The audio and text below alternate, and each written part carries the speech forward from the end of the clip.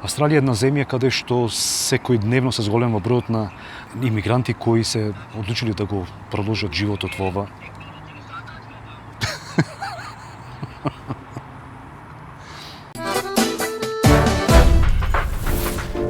Почитувани пријатели, јас сум Радко, ве поздравувам сите топло од овде, од Сиднеј, од далечната Австралија. Малце е ветровито, али се надевам дека ќе се разбериме. Ова е земјата на крајот на светот. За овде велат луѓето одат на работа за да живеат.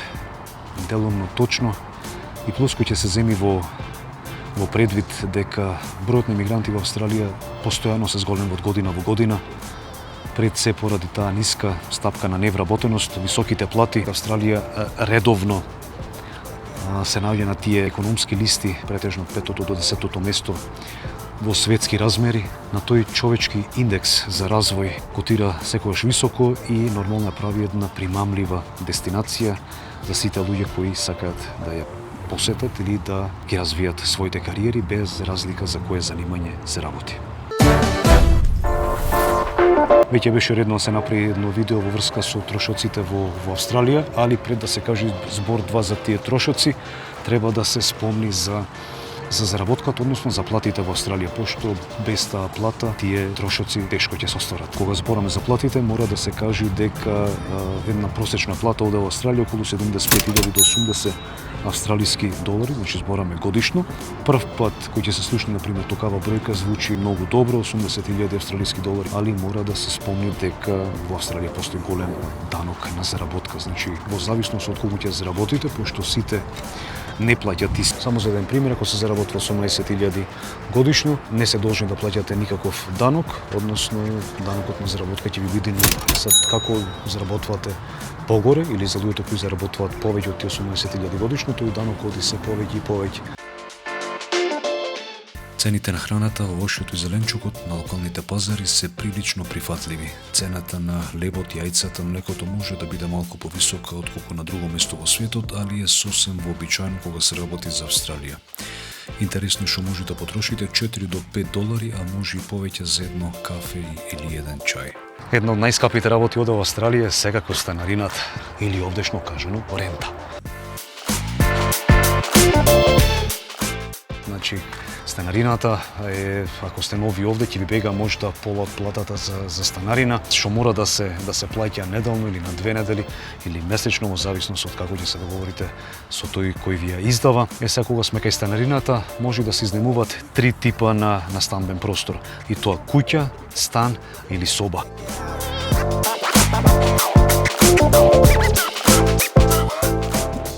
Куќите во Австралија се доста скапи и сигурно дека се движат негде околу 800-900 долари неделно. Цените за изнемување на становите овде во Сиднеј се околу 500 долари за еднособен, 600 за двособен и околу 800 австралиски долари доколку се одлучите да изнемувате трособен стан. И цената на една соба околу 250 австралиски долари неделно. Може да биде поевтино, може да биде поскапо и се зависи од местото и локацијата од кај што ќе живеете.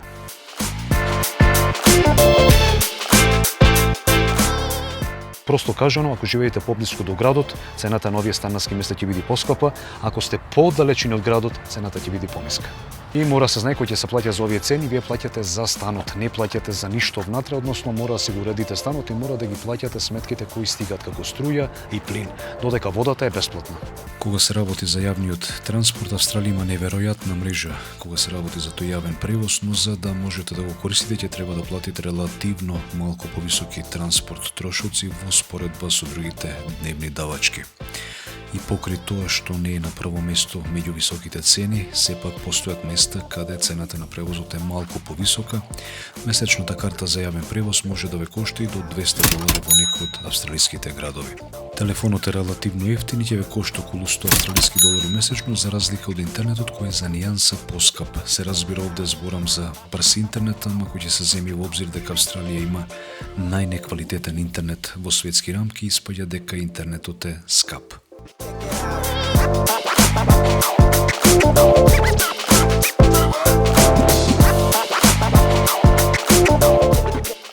Доколку се одлучите да не готвите и да јадите надвор, секако дека на секој чекор овде во Австралија можете да најдете секаков вид на храна.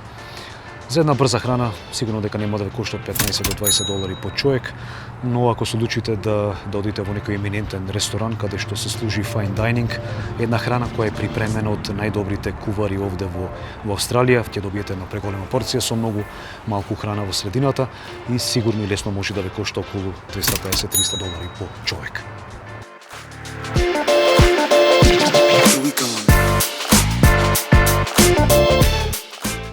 Една од најбитните работи овде во Австралија е да си купите кола, значи да се заштеди од првите неколку плати и да се купи едно возило кое ќе ве носи од едно место на друго. Знаете, ова е голема земја и кола ви е повеќе од неопходна. Кога имате кола ќе морате да користите гориво. Нормално цената на горивото е негде околу 2 долари и нешто. Значи тоа е најновата цена на горивото, пошто горивото одеше во нагорна линија последните 2 до 3 години. Поради високиот животен стандард, цените на облеката, чевлите, патиките се ништо повисоки отколку во некои помалку развиени земји.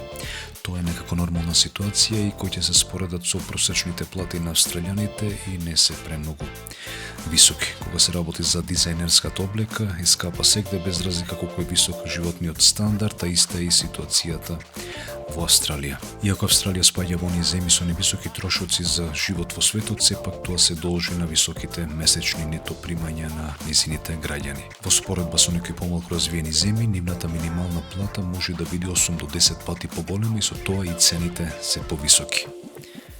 Вреди да се спомни дека каматните стапки на хипотеките се прилично пониски отколку во помалку развиените земји. Тоа е малку интересно. И се нас, ако имате добро платена работа, а повеќето се добро платени, овде Австралија е дефинитивно совршено место за живот. Here we go.